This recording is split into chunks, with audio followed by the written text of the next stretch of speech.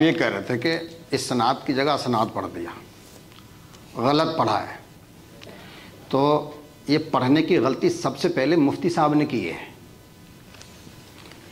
ہماری سند میں یہ لکھا ہوا ہے عربک، جو عربی پڑھنے والے ہیں وہ انگلش پڑھنے والے ہیں وہ اس کا فوٹو لے لیں۔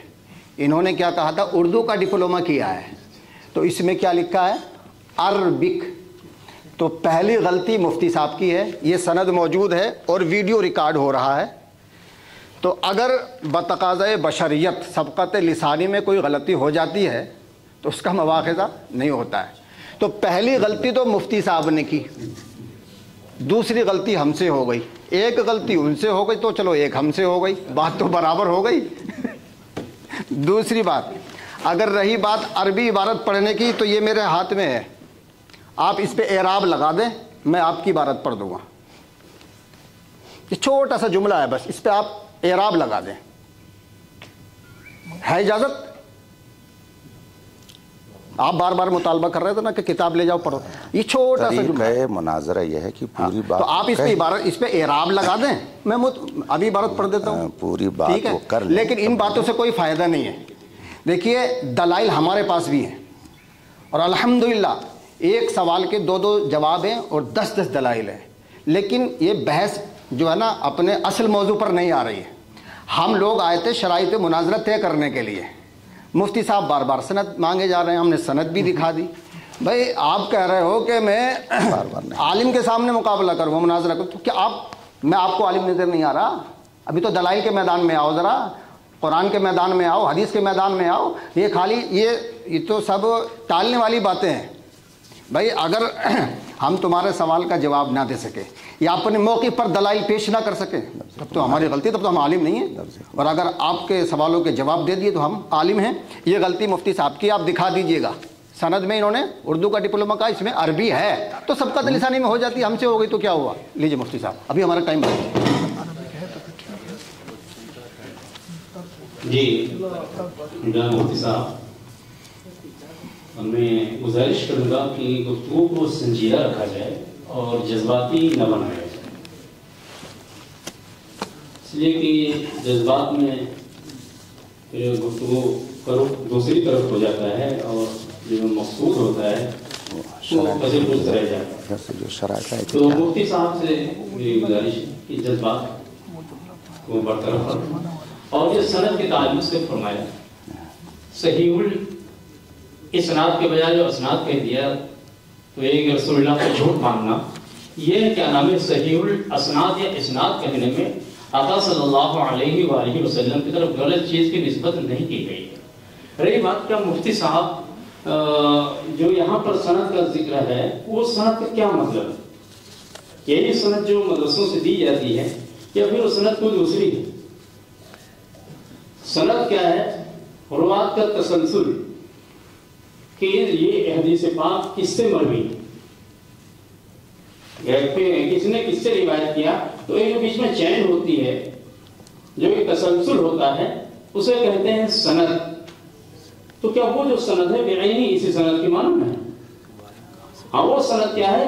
اس سلسلے کلام کو رسول اللہ صلی اللہ علیہ وآلہ وسلم تک پہنچایا جاتا ہے اس کے ذریعے کہ انہوں نے ان سے سنا، انہوں نے ان سے سنا، انہوں نے ان سے سنا۔ تو اب کیا وہ بیچ میں ہیں، کیا ان میں سے ہر راوی کے لیے سند ضروری کہ تم نے کہا چلیے آپ سند دکھائیے؟ اس میں کیا ہے، اس کو بھی رسول اللہ صلی اللہ علیہ وآلہ وسلم کی بات کو آگے بڑھانے کہا ہے کہ جس سے صرف ایک حدیث یاد ہے، ایک حدیث یاد ہے، فرمایا بلغوا عنی ولو آیہ، کہ تم پہنچا دو اگرچہ ایک ہی بات تم تک، وہ جو بھی دین کی بات وہ پہنچا دو۔ تو اگر کسی کے پاس ایک حدیث رسول ہے، وہ بھی کیا ہے آگے منتقل کر سکتا ہے، اب اس کو روایت کرنے والوں میں وہ بھی آ گیا، تو گزرے کہ ہر راوی سے سند طلب کی جائے کہ جب آپ سند پیش کرو گے تب ہم آپ کی اس بات کو مانیں گے۔ ہاں، عدالت یہ چیز ضروری ہے وہاں، لیکن اس طریقے کی سند دکھانا نہیں ضروری ہے۔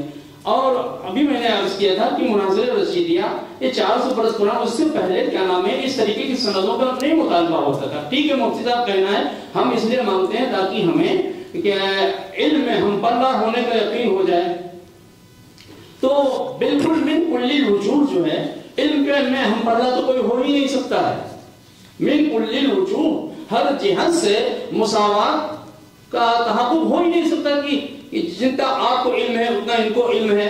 کسی کو کسی چیز کے بارے میں علم ہے، کسی کو چیز سے کہیں نہ کہیں کہ کوئی کسی سے بہتر ہے، کسی معاملے کو کسی سے کم ہے، تو تھوڑا سا فرق تو رہ جائے گا. تو میری گزارش ہے کہ ان چیزوں کو نظر انداز کیا جائے، جو اصل مقصد ہے شرائط مناظرہ کی طرف آیا جائے. اور مفتی صاحب آپ کا قد و قامت کافی بلند ہے، میں آپ سے گزارش کروں آپ جذباتی باتیں نہ کریں. جیسے کہ آپ نے فرمایا کہ بھیک مانگنے جاتے ہو، تو اگر کہیں جا کے ایگزام دے تو مارکشیٹ حاصل کر لینا کہ بھیک مانگنا ہے، تو یہ کیا نام ہے، میں بڑی معذرت سے عرض کروں گا کہ یہ بھیک شاید آپ نے بھی کہیں مانگی ہو، اس لیے کہ آج جو مدرسے جو ایڈڈ ہیں گورنمنٹ جن کے جہاں پر تنخواہیں دیتی ہے، تو اس کے لیے مدارس کے کیا ہے مارکشیٹ نہیں کافی ہے، بلکہ اس کے لیے جو عربی فارسی بورڈ جو لکھنؤ بورڈ ہے اس سے ایگزام دینا ہوتا ہے، پھر گورنمنٹ سے وہاں بھی سند لینی ہوتی ہے. تو بھیک کو ہر کوئی مانگتا ہے.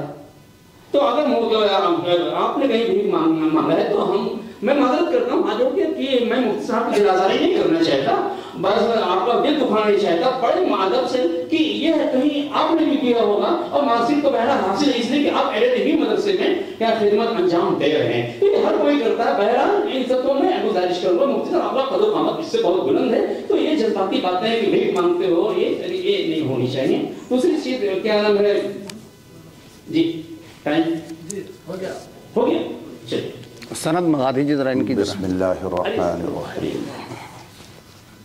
حضرات،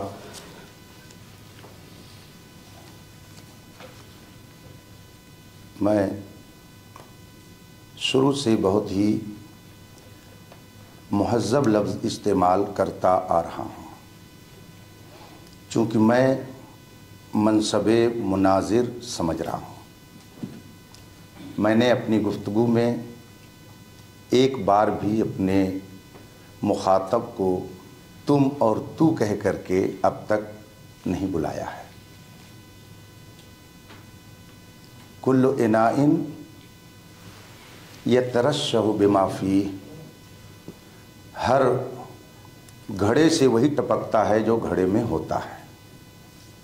ہمارے بزرگوں نے ہمیں مہذب گفتگو کا سلیقہ عطا کیا ہے اور اپنے مخاطب کو اس کے درجے کے اعتبار سے گفتگو کرنے کا سلیقہ سکھایا ہے. بالخصوص میدان مناظرہ میں تو ایسا لفظ استعمال کرنا یہ خود علم کی ایک طرح سے توہین ہے.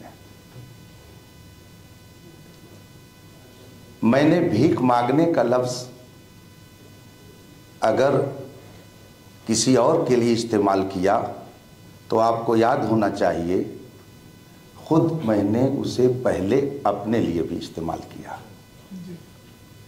کہ فرق یہ ہے آپ نے کسی یونیورسٹی میں مانگی اور میں نے دارالعلوم سے علم دین مصطفیٰ کے لیے بھیک مانگی. تو یہ تو میں پہلے ہی اپنے لیے اعتراف کر چکا ہوں، اس لیے کہ میں رسول پاک صلی اللہ علیہ وآلہ وصحبہ وسلم کی حدیث مبارک اور قرآن کریم کے فرمان پر یقین کامل رکھتا ہوں.